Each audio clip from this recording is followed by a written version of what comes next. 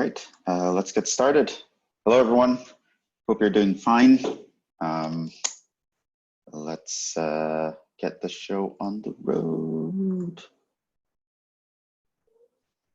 So welcome. This is our last class. So after today, there's going to be nothing to talk about. And I believe your final is in a week. I think for this class, it's in a week. Let's make sure that we all know when the final is, because I gave like 4 tests today, and I had a bunch of students who did not know what time their test was. So let's actually make sure that we know.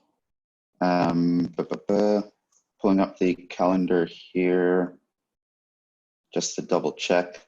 So as far as I know, the dates that I had in the syllabus haven't changed. So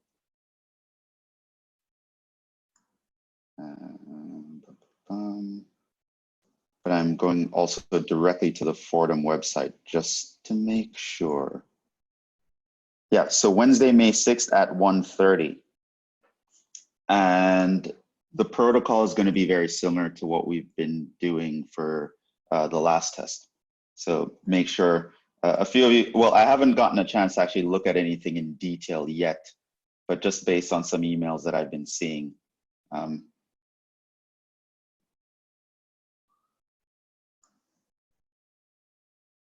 Some of you haven't been submitting your answers in the right format or something like that. So make sure that you do know how to convert your answers to PDF format and do all that stuff and follow the instructions, because it's better for all involved. Professor. Yes. Did you receive my email for the test? Because I couldn't submit it on the website. Oh, I don't know.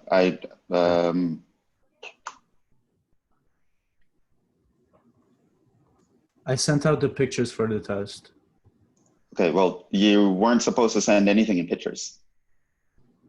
I mean, like I scanned them and then I emailed them. Right. So whatever you're doing, I mean, I'll have to check specifically for everybody. Okay. But whatever you're doing, the format should be in PDF, 1 problem per page, pages scanned in order. Yeah. Just to keep everything organized. Yeah. But yeah. Anyway, let's actually move forward. So yeah, May 6th is your final, 1:30. Cumulative. It's going to pretty much be a combination of test 1 and test 2. If you want something, I'll post another mock final for you guys after. I guess I'll probably post it on Friday, because I still have some tests today as well as tomorrow to go over. So or on Friday. All right. So let's actually stop the video and let's actually just wrap this thing up. The last thing I want to talk about for our class is going to be the cross product, but we have a few examples to finish from the dot product. So let's actually just finish those guys up and move on.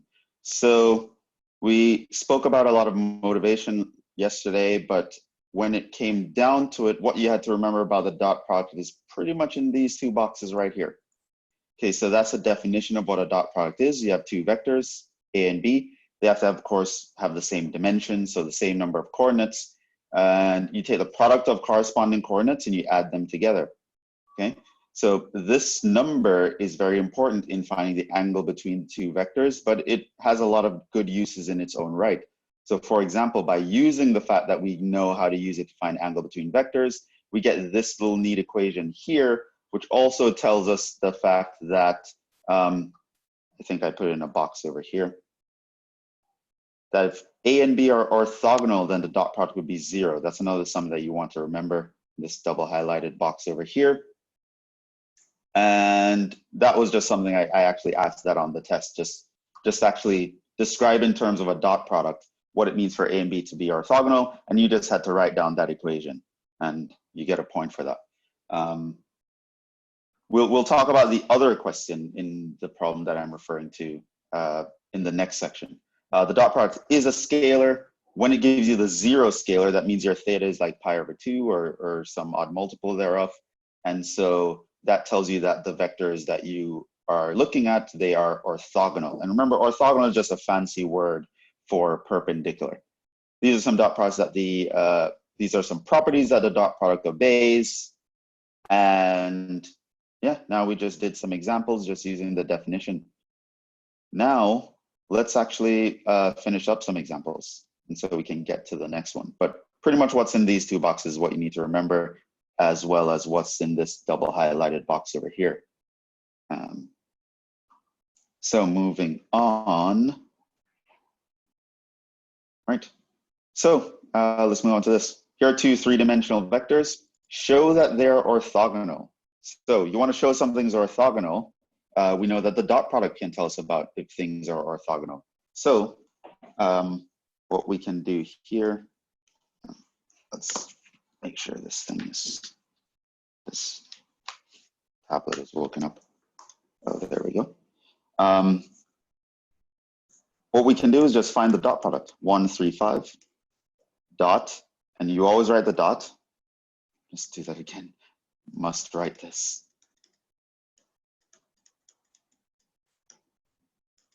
Right, so it's not like a dot with numbers where you can kind of leave them out, where you want to say 1 times 2, you can write 1 times 2, or you can write 1 parentheses 2, or you can write 1 time.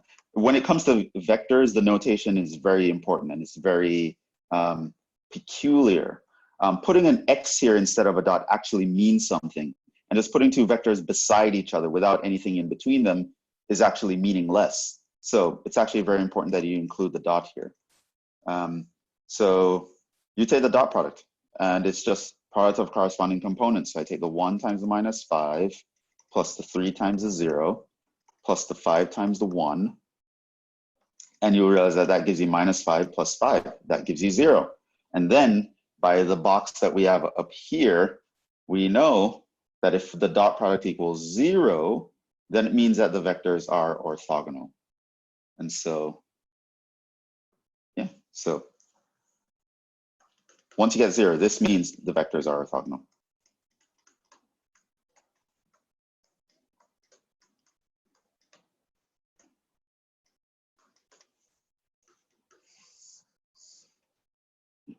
Because you got a 0 here. Here is another example. Find the dot product if I know the magnitude of these two vectors and I know the angle between them. Well, we know that the dot product is equal to the magnitude of A, magnitude of B, cosine of the angle between them. We know that from the second box up here, the one that you have to memorize. And so now it's just a matter of actually just plugging in 2 times 3 times cosine of pi over 4. Who remembers what cosine pi over 4 is? What's cosine pi over 4? Root 2 over 2. Right.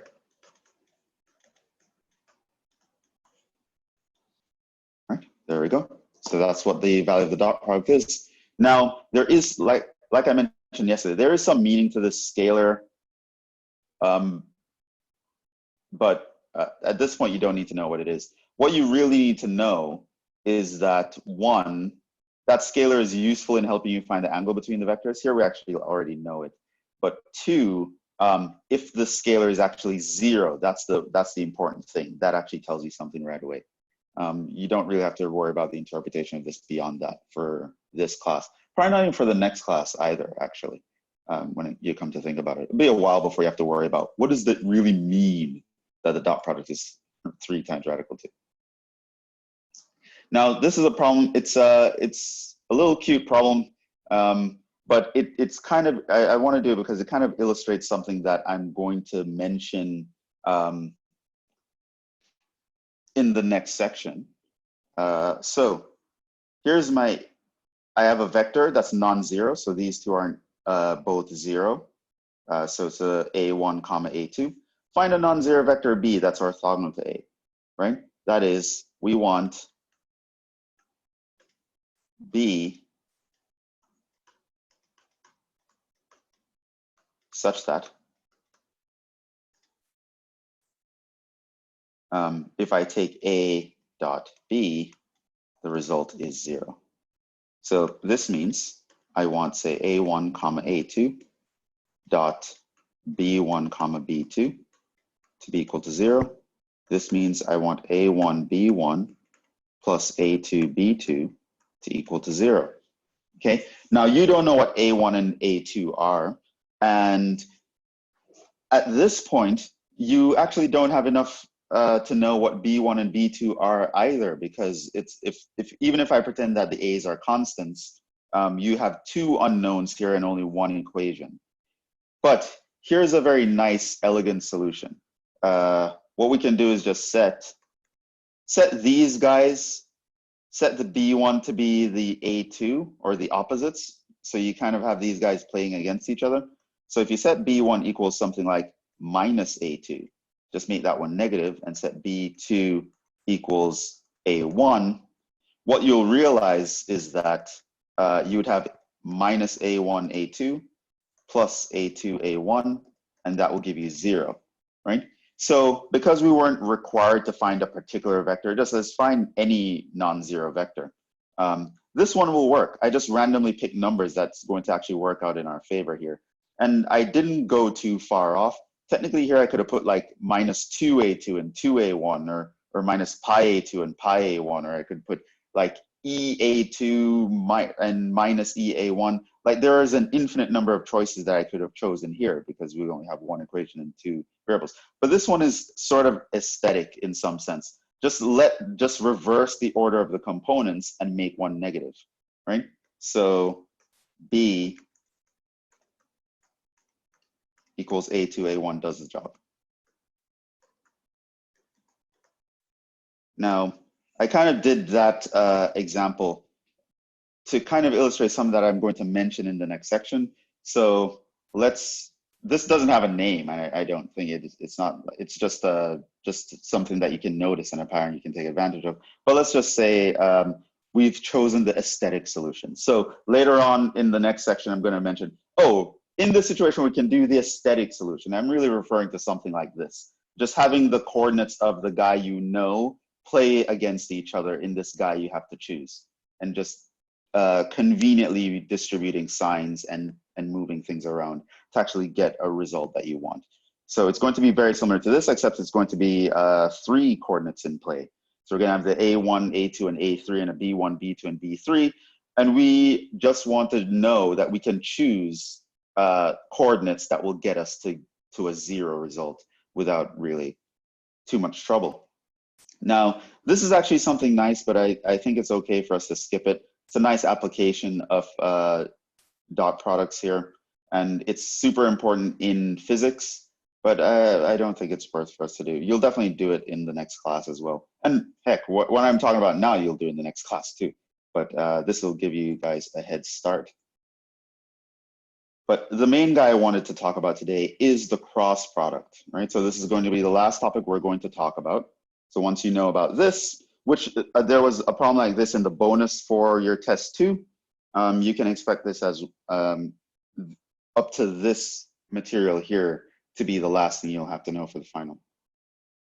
And again, I'll post a review for that in a couple days. Okay, so yesterday we were talking about the importance of being able to find a vector that's orthogonal to a plane. Again, orthogonal just means perpendicular, right? And we realized that one way we could do this is if we have 2 vectors in the plane, we can find a vector that's orthogonal to both of those, and we'll be guaranteed to be orthogonal to the plane. So now the question is, how do we find a vector that's orthogonal to 2 other vectors at the same time? This is the problem that the cross product solves for us. And in fact, the cross product helps us find a particular one of these vectors, namely this vector. So here's A and B, and suppose your n is some unit vector. So remember, that's a vector of length 1 that is orthogonal to both A and B. Suppose we could find that somehow. Don't worry, we're actually going to look at how to find such vectors soon. But let's just pretend we have such a vector. The cross product is this scalar multiple of such a vector, right? Now this is a scalar. It's the magnitude of A, magnitude of B times sine of an angle. So that is a scalar. It's not a vector quantity. So we take this scalar times this vector. We define that to be the cross product. Okay, that is A cross B. Now, why would we want to do this?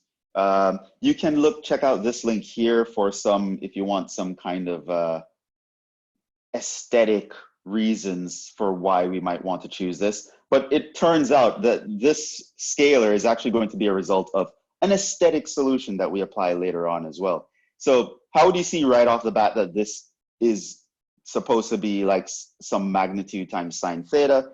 It's a little bit of a aesthetic argument at this point, but later on we're going to prove why it had to be the case. But we define this to be the cross product. Okay. One thing I do want you to know, the cross product is a vector. So in contrast with the dot product was a scalar. The cross product that we're going to talk about is a vector. Specifically, the cross product is a vector that is orthogonal to two of the vectors in the product.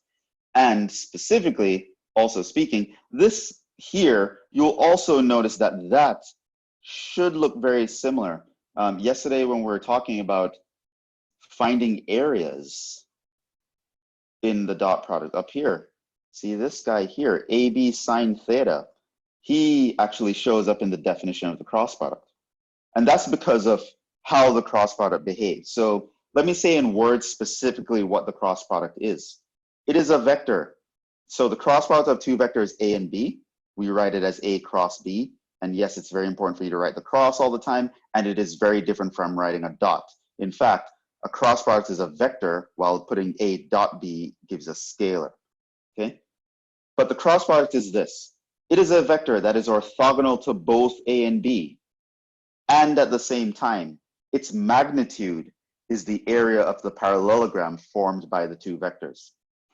Now, one thing you'll realize is that there are two possible vectors that could be chosen for a cross product with this definition. If I have my vectors here, A and B, so let's just say here's A and here's B, just for argument's sake. I can have a vector that's pointing in this direction, perpendicular to both of them, and having the magnitude of the area of this parallelogram, or I can have one pointing in the exact opposite direction. Now, to ensure that we're all talking about the same direction, we will use something called the right-hand rule. That's how we're going to choose which vector gets to be the cross product, because at any given time, you have a choice of two of them. So cross product is defined like this. It is a vector that's orthogonal to both of these guys, A and B, with magnitude, the area of the parallelogram formed by A and B. And at the same time, it follows the right-hand rule. It is a vector. And of course, you can also realize here, because of the factor of sine in here, if your theta happens to be something like 0 degrees or 0 radians, or 180 degrees or pi radians, you'll notice that the sine function is going to output 0 at that point. And so we get this fact. When the cross product is the 0 vector, cross products are vectors, that actually tells you that the vectors are parallel, right? Now, if you take the magnitude of this, you'll get the 0 scalar. So we can actually add to that box that we had on the last page, where I said that double highlighted box, right? So these are some nice facts about vectors that you can talk about them in terms of being parallel or orthogonal. And this actually answers one of the bonus problems completely. So we know that two vectors are orthogonal if their dot product is the 0 scalar. Now, based on this definition, we know that the cross product is the 0 vector, means that the vectors are parallel. Parallel also means that one vector is a scalar multiple of each of the other. That is the general definition of what it means to be parallel, but it just so happens to be the case that if the cross product gives you the 0 vector, it also means that they're parallel. So that's just some nice things to know. Now, let's actually talk about this right-hand rule. How do we actually choose this cross product? Okay, so there are so many right-hand rules. There was one in Calc that we had in Calc 1. There's another one in physics. This one more coincides with the one that we have in physics. In fact, that's kind of where the idea to make the right-hand rule comes from. because studying vector calculus is super useful when studying things like electromagnetism and a lot of areas in physics. So we'd like to choose conventions that kind of fall in line with magnetic waves and electromagnetic waves and electric fields and things of that sort. And the right-hand rule is actually used in there. So here's how the right-hand rule works. If you point your pointer finger, your index finger, in the direction of A, and your middle finger in the direction of B, and stick your thumb up, that is going to be the direction of A cross B. Another way to look at this is you can just flatten out your palm, flatten your hand, and just point your entire hand in the direction of A, and just make a fist by curling your fingers in the direction of B, stick your thumb up. A cross B would be in the direction of your thumb. Okay, so that's the right-hand rule. So given that, which of these would be A cross B? Okay, so try to apply the right-hand rule here. Which of these, the N or the minus N? The guy pointing up or the guy pointing down? Who's going to be A cross B? Minus N. The one going down. The one going down, right? Because you would have to, in order to point your index finger here and stick your middle finger there, your right hand will literally have to be upside down, drawing an upside down right hand, right? So this is your pointer finger.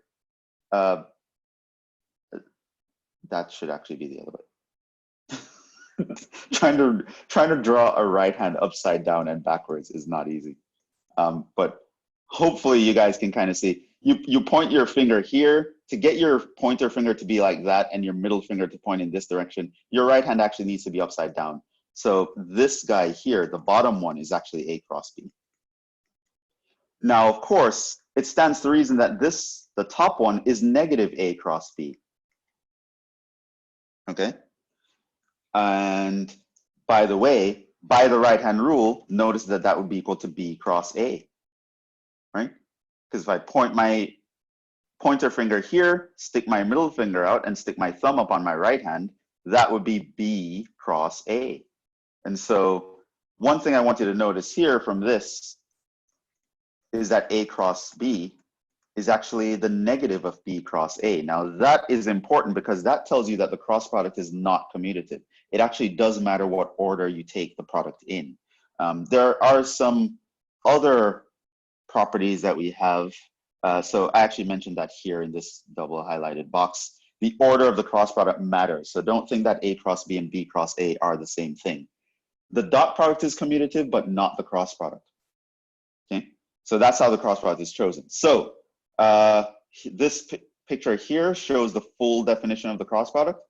You want to point your finger out, your pointer finger of your right hand out in the direction of A, your middle finger sticks in the direction of B, your thumb tells you where A cross B goes. That is a vector that will be orthogonal to both A and B, and its magnitude will be the area of the parallelogram formed by A and B. Here are some properties. I do want you to make a note that there are some things here that aren't written. In particular, the cross product is not associative. So I don't want you to think that the author forgot to put it in here. So just so you know, like if you have A cross B cross C, then you might think of how would we do this? Well, you can actually do it 2 at a time and then cross the third. But I want you to realize that it actually matters which 2 you do at a time. Like you'll get a different result in general if you compute the second 2 first, then cross it with the first one, or if you cross the first 2, then cross it with the third. So cross product is not associative.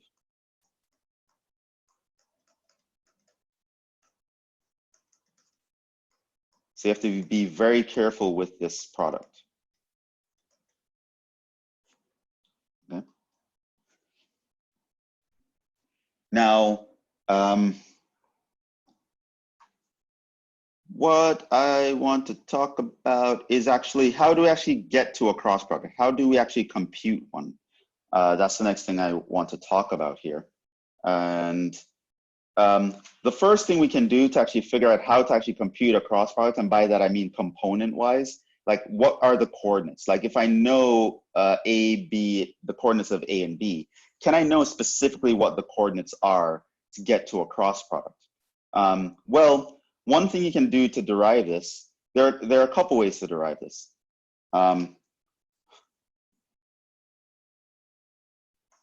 One way to derive this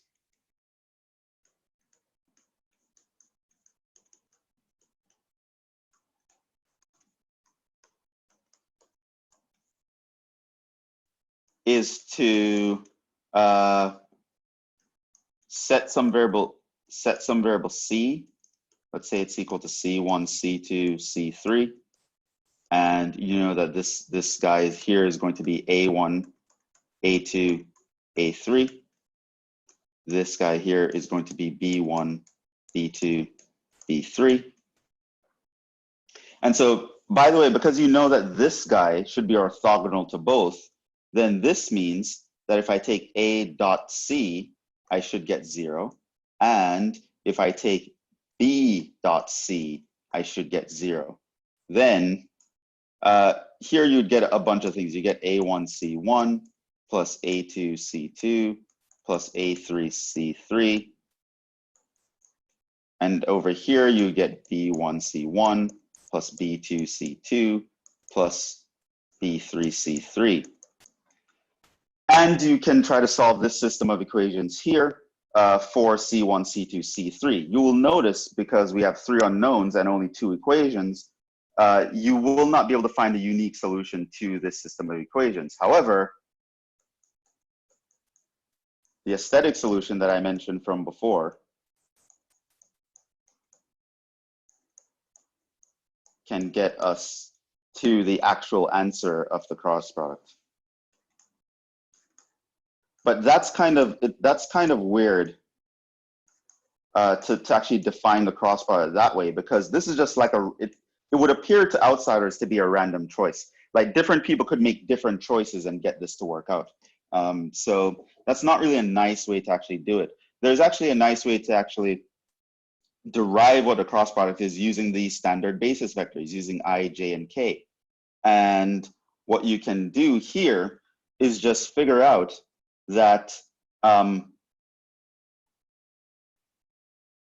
cross product relationships between I, J, and K by using the right-hand rule. So for example, you'll notice if you use the right-hand rule, I cross J would actually be K. And then if you can do J cross K, you'd actually get I, and so on and so forth. And you can put your right hand in all the different orientations to figure out all of these guys. But essentially, you'll get the guys that I show in the circle right here. Right? And so basically, you can figure out that I cross J is K, J cross K is I, K cross I is J cross I is minus K cross J is minus I cross K is minus J, and so on. And what we can do here is, and I don't want to show the full derivation here because we don't have much time, but what we could do is take A cross B and write it in IJK notation. A1 plus A2J plus A3K cross B1I plus B2J plus B3K. And you can essentially expand and apply these rules over here. Because, for example, when you multiply this out, you'll get like an I cross I, and an I cross J, and an I cross K, and all that stuff. And then you just figure out that you just rewrite those in terms of a single basis vector, and essentially apply above rules.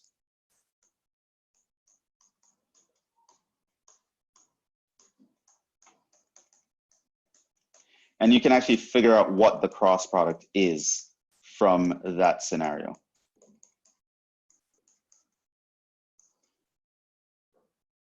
Now, had we more time, I would actually do it with you, but it's probably not going to be as instructive as me just actually showing you the shortcut for computing a cross product. So let's actually jump to that. To be able to talk about how to compute a cross product, I kind of have to talk about computing a determinant. And that's something that you'll talk about in linear algebra, so I don't want to spend too much time on it here. So I'm actually just going to tell you the bare bones way to actually compute a determinant, not even worry about what it means or anything. Just I'm just going to teach you guys to find 2x2 and 3x3 determinants in one very specific way, even though there are multiple ways. But I'm going to teach you guys one way to find a determinant. So a 2x2 determinant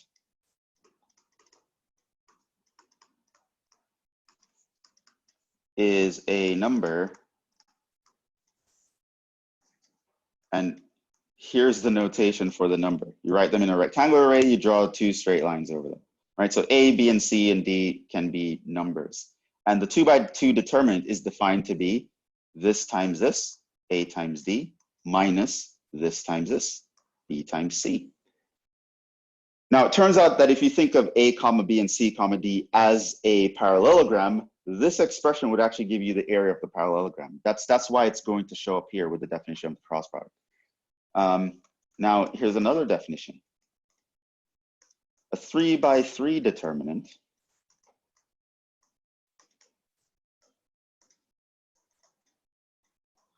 is a number that looks like the following.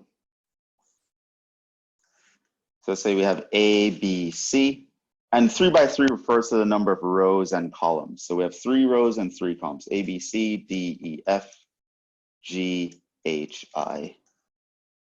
Okay. Now, this is equal to, and I'm going to show you guys using something called Laplacian expansion.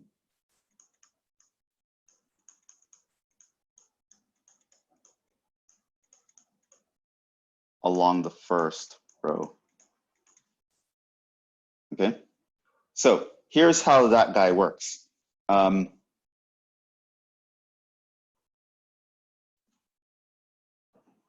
any of you taking a course in linear algebra, you'll explore this further and what this all means in a course like linear algebra. But let's actually do this. One, you start with a plus sign in the top left corner, and you alternate signs after that, right? Always plus in the top left corner.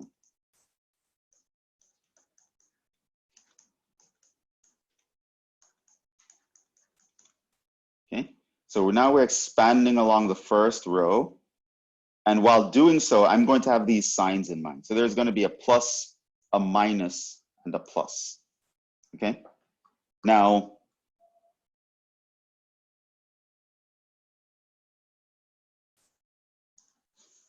expanding along the first row means we're going to do this.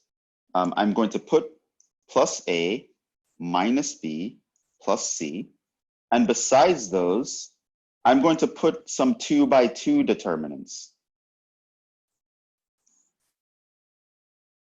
Now, what are the specific 2x2 determinants? Well, here's how we find the 2x2 determinants.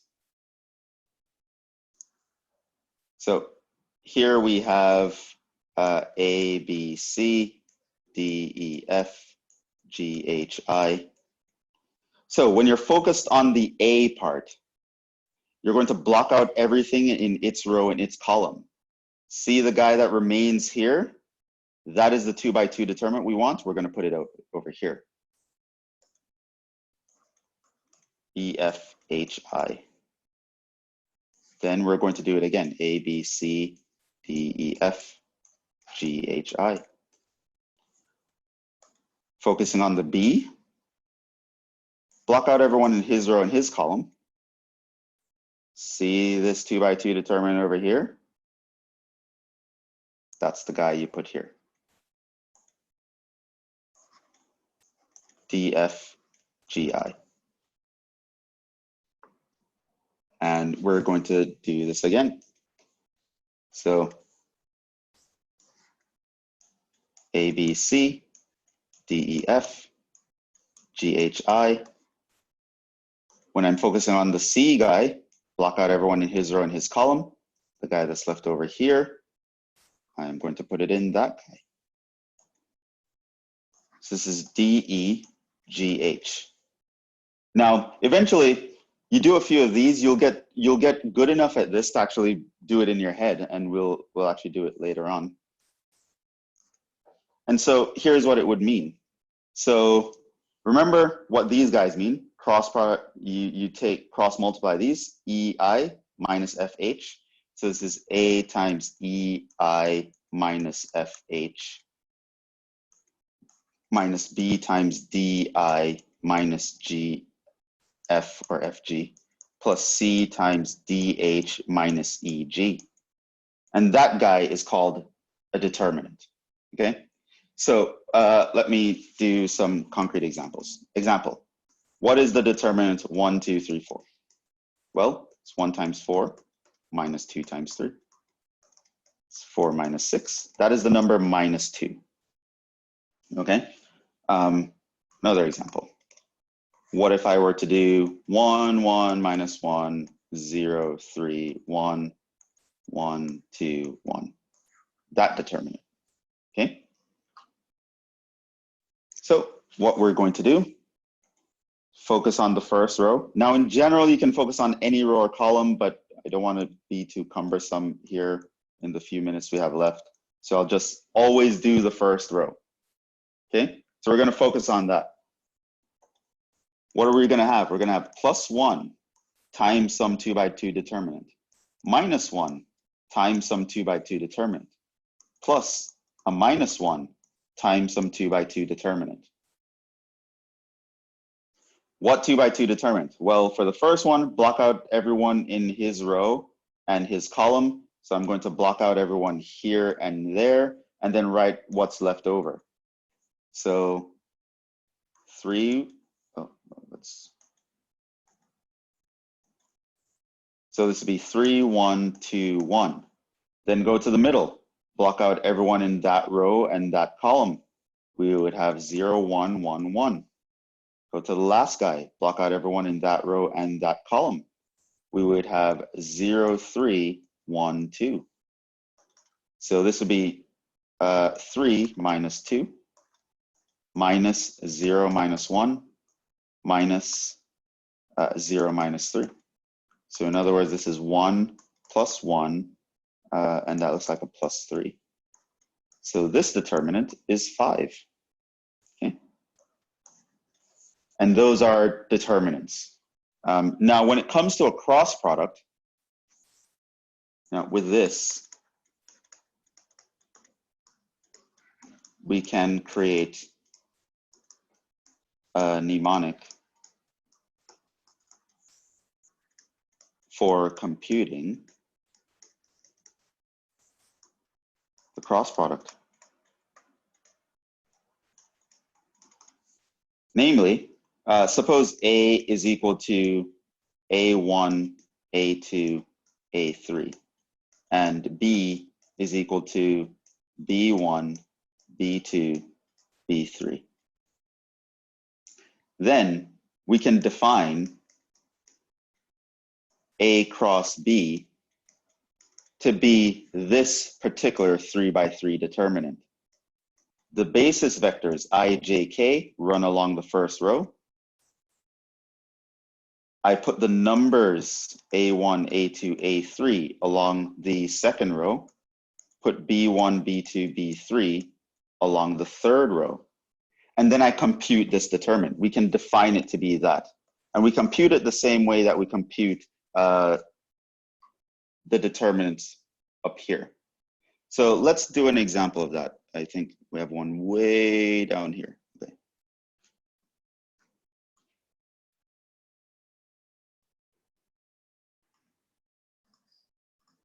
For example, find the cross product of 1, 2, 1, 2, 3, cross product with 3, 0, 2. Okay, so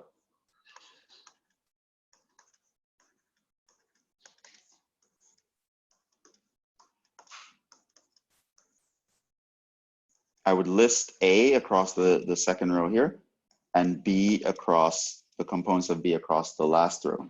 I, J, K are in the top.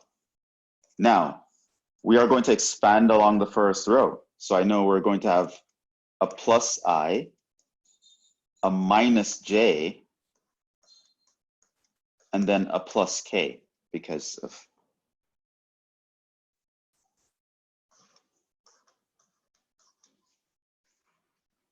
Okay. So for the I, block out everyone in the first column in the first row. You're left over with 2 times 2 minus 3 times 0. Block out everyone in the second column and first row. You would have 1, 3, and 3, 2. So you would have 1 times 2 minus 3 times 3. Block out everyone in the last column in the first row. You're left over with the matrix 1, 2, 3, 0. So that gives you 1 times 0 minus 2 times 3. So this becomes, well, 4I minus, here this is 2 minus 9 is a minus 7, so that's a plus 7J, and minus 6K. Or in other notation, you can write this as 4 comma 7 comma minus 6. Okay, now that guy is the cross product. That would be a vector that is orthogonal to both A and B. Orthogonal to A and B. It magnitude is the magnitude of A, magnitude of B, sine theta, or the magnitude of the parallelogram formed by the two vectors, and its direction determined by right-hand rule.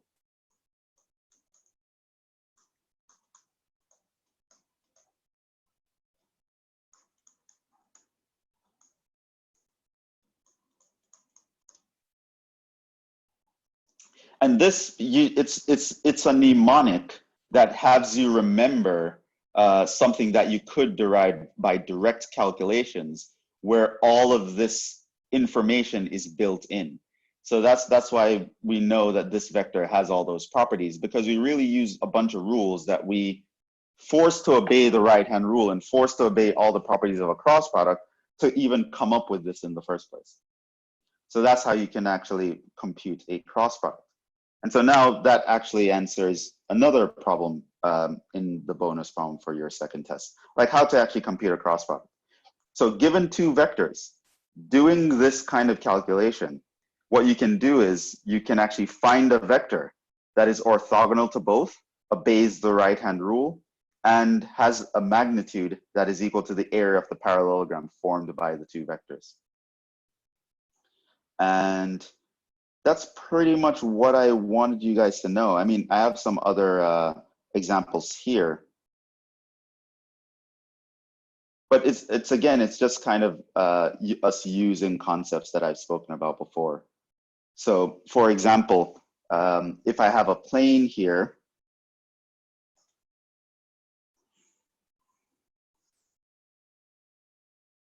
where I know there are 3 points in the plane. Let's say I know there's the point 2 comma 0 comma minus 3, and I know that there's the point 3 comma 1 comma 0, and I know there's the point 5 comma 2 comma 2. And someone were to ask you, find a vector that's orthogonal to this plane, meaning I want to find a vector that's sticking out of it like that, right? How do you think we could go about that? Or maybe tell me some ideas of what you think that, how can we construct that vector? Given the fact that we know that there are 3 points in the plane.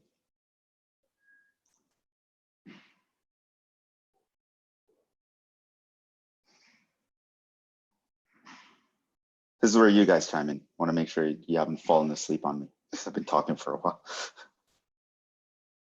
Ideas? Can you repeat it? I'm sorry. give me an idea for how we can figure out how to find that vector. If I know there are 3 points in a plane, can you figure out a way to actually figure out a vector that's orthogonal to the plane? Could we it be, could it be P cross Q cross R or something like that? Well, P, Q, and R are coordinates. They're not vectors. Oh, Do okay. you create a triangle? Okay, like how? Wait, never mind.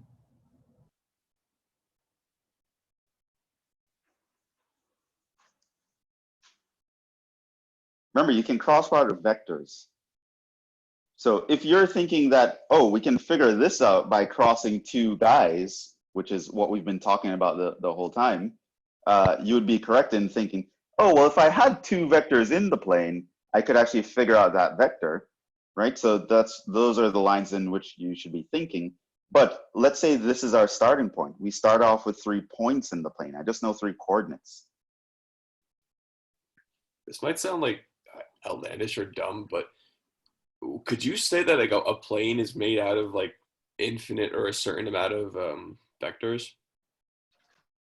Because if so, wouldn't there be a certain amount of vectors attached to the one that's orthogonal to the plane? Yeah. So I mean, that's not wrong. You're more thinking of it as like a vector function, which I think you'll either do in the next class or the class after that. But how does that actually help us? Knowing that, how are you going to use that idea to kind of help you here? well, then aren't there technically vectors connecting the points? Like there's PQ, QR, PR, or no? Okay, so, all right, so now we're getting somewhere. You can create vectors of your own, like, as you mentioned, PQ. Like you could create that vector, right? Mm. You can do that. And you could create another vector, say PR. And if I think of this as a vector like, and if I think of this as a vector like A, and think of that as a vector like B, then, or maybe I should use a different color here.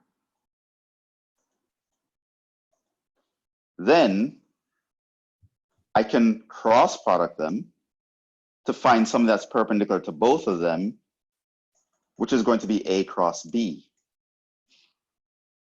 So yeah, we can actually figure that out by creating the vectors that we need. So if you have points and you know that, oh, I can get it if I had vectors, you can create vectors connecting points. That's just something that we know how to do.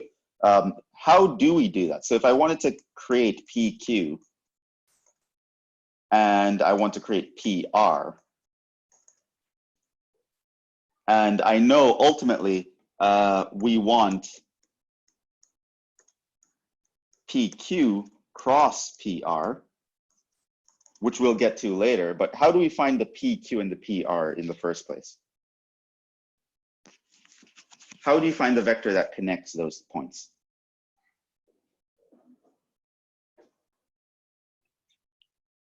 Would it be something like the distance formula? Yeah, I was going to say like a variation of the distance formula, or the distance formula itself. Distance form would give you a distance, no? Which is a scalar. Well, you could do it by component. So like the distance between like P sub 1, Q sub 1, or something like that. Okay, so in the vectors lecture, we covered a way to do this. It's this guy here. Essentially take final minus initial, right? So you're going to take the final coordinate minus the initial coordinate in each component. And that's how you can actually create 2 vectors. We want to be here. So if I want to create PQ, I just take all the Q coordinates and subtract the P coordinates. So 3 minus 2, comma 1 minus 0, comma 0 minus a minus 3. So that's 1 comma 1 comma 3. And then do the same thing here. 5 minus 2, comma 2 minus 0, comma 2 minus a minus 3.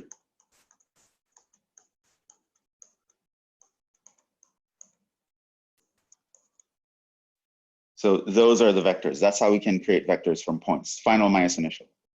So now, if we cross those guys, we'll get someone orthogonal. So we go I, J, K, 1, 1, 3, 3, 2, 5.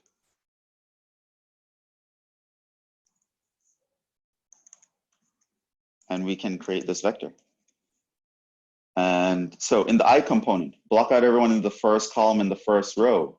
You have 1 times 5 minus 3 times 2.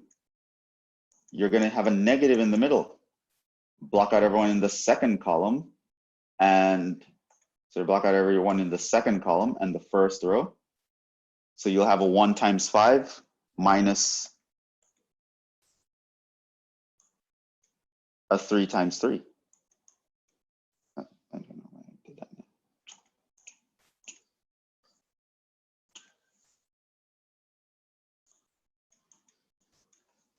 And then in the third situation, block out everyone here and here. You have this matrix here. Do the 2 by 2 determinant of that. So it's 1 times 2 minus 1 times 3. So the vector here is minus 1. That's going to be positive 4. And that is going to be minus 1. So that's the vector we want. Okay. And so, yeah, I think we'll stop there. There's some derivation, some other stuff that I could talk about, but for what I want you guys to be able to do, the actual calculations, that's what you need to know. So you need to know what a cross product is. It is a vector that is orthogonal to 2 other vectors, and it follows the right-hand rule. And you can compute it using this mnemonic right here, which it's probably important for you to know. Like put this in a big box or something.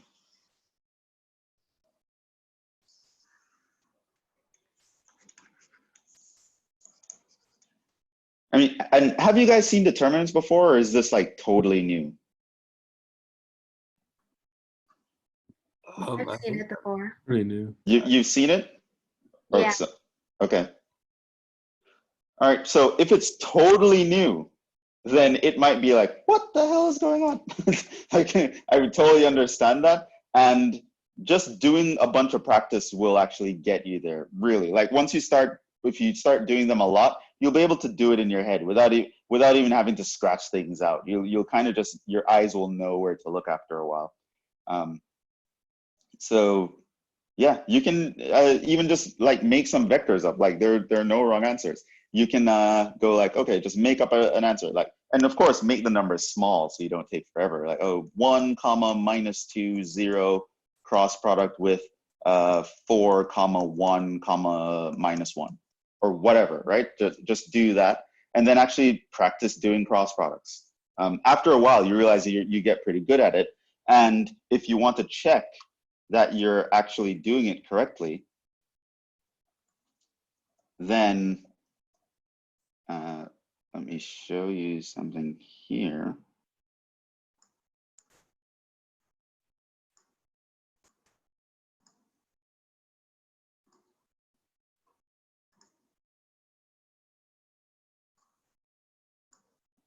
Wolfram Alpha can actually compute cross products, and you can literally use an X to represent the cross.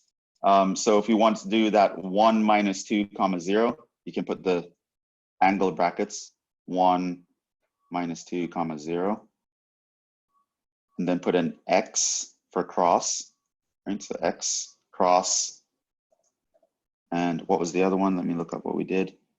4 comma 1 comma minus 1. So you can do 4 comma 1 comma minus 1. Right? And it's the vector 2, 1, 9. right? And Wolfram Alpha even draws a little picture for you right here, right? Tells you that that blue one here is the first vector, the purple one here is the second vector, and the red one is going to be your cross product, 219. Okay. It also tells you the vector length, which is, now you guys would know by reading that that's actually the area of the parallelogram formed by A and B. And you can even try that out if you wanted to test it. But yeah, you can actually make up some cross products and do them and just check your answers with Wolfram Alpha to know that you're doing it correctly. But it's one of those things that if it's your first time seeing it, it's going to be like totally confusing. But if you've seen it before, the people who have seen determinants before know very well how to compute them. You guys probably are already experts at doing cross product just by watching me do it. But that being said, that's what we want to wrap up on. So you're going to use dot products and cross products in the future, but now you kind of know what they are. You kind of know how they behave. So dot product is a scalar. It helps us to find the area between the angle between two vectors. And if the dot product is the zero scalar, it tells you that the vectors are orthogonal. The cross product is a vector. It only works on 3D vectors, by the way, and which I mentioned in the notes somewhere here. And it gives you a vector that's orthogonal to both vectors in the product, and at the same time, its magnitude is the area of the parallelogram formed by the other two vectors. And they are super useful. Being able to find directions that are perpendicular or orthogonal, quote unquote, to a plane is going to be very important, and you're going to derive so many things using that fact or using this knowledge. It's not even funny, but this is just kind of setting you up to have like a head start on everything come next semester, whatever that's going to look like. I don't even know if we're going to have in-person classes or what's going on next semester, but however Calculus 3 is, the time any of you have to take it will start it, which I assume is most of you, because I know a lot of you are in physics and things like that. You will actually be ahead of the curve, and hopefully that gives you a good head start, and it's up to you to keep that head start and not fall behind during the semester. But that is it. We are done with everything I wanted to talk about. Well, not everything I actually wanted to talk about, but everything that I expected I would be able to talk about given the current situation, we actually finished that. But I do think we did a good set of topics either way. So not everything I envisioned, but a good Calc 2 course nonetheless, and I think it'll really help set you up for Calc 3, especially this 3D stuff that we've been doing recently, which I get the impression that some of you even have an easier time with this than the things that we were doing in the beginning of the class, like integration. Some of you still need to practice your integration. You guys have a week to actually brush up on that. So yeah, the final, pretty much going to follow the same protocol. Hopefully most of you got the bugs worked out. And yeah, that's it for now. So I will be posting a mock final, but it's going to pretty much look like test 1 and test 2 combined. And today and tomorrow especially, I'll be a little bit busy, but in general, it's okay for you guys to reach out to me at any time through email if you're practicing and you have any questions, and I can reach out to you guys. That's it. I think we're done. I think Professor? we're done. Yes. I just have a question real quick, or like a Yep. concern. Okay, yeah. I sent you an email yesterday. So what happened was the I scanned all my questions, and I was trying to upload it and it kept saying an error. So what I did was I recorded it to show you, like, I think I may have submitted it maybe like 11 minutes after submitting the test. So I sent you a video showing like after I submitted the test, and then I tried uploading it, and then it showed an error or whatever. But then I was eventually able to get it, but it may have been like more than a 10-minute, maybe like 11 minutes or something like that. Okay, but anyway, that's probably something that you should talk to me about, like, personally, because that's like a, that's like a situation between like you and me. Like, that's not like a general question for the class or anything. But I'll look at I'll look at what you sent me. I don't recall seeing a recording from anybody, but I'll check. Okay. Anyway, I think that's it. You guys go, take a breather. You guys had a test yesterday, but don't slack off for too long. You really have to start brushing up on the beginning, because for those of you who didn't do well on test 1, the final is going to give you a chance to make up for all that. So pretty much if you can prove on the final that you're good with the test 1 material now, then I might conveniently forget how rough things were on test 1. So you guys take care, get to studying, look out for the review, and just over the coming week, just kind of make sure that everything is in line for the final, because it seems like this program that we're using, like if your computer is like a little slow or low on memory, it really takes its sweet time. So make sure, clean up your computers or whatever, just get everything in a good working order, and make sure those apps, the scanning apps, work on your phone and you can use them, and we don't run into all these issues. That being said, let's actually just end things here, and I think we will call it a day. So good luck, everyone. If you need to reach out to me, you can reach out to me through email. I'll be responding sparsely today, though. But good luck to you guys. Hope you had a good semester. It's been a crazy semester. Yeah, take care, stay safe, and I guess I'll be seeing you guys around. Bye. Thank you.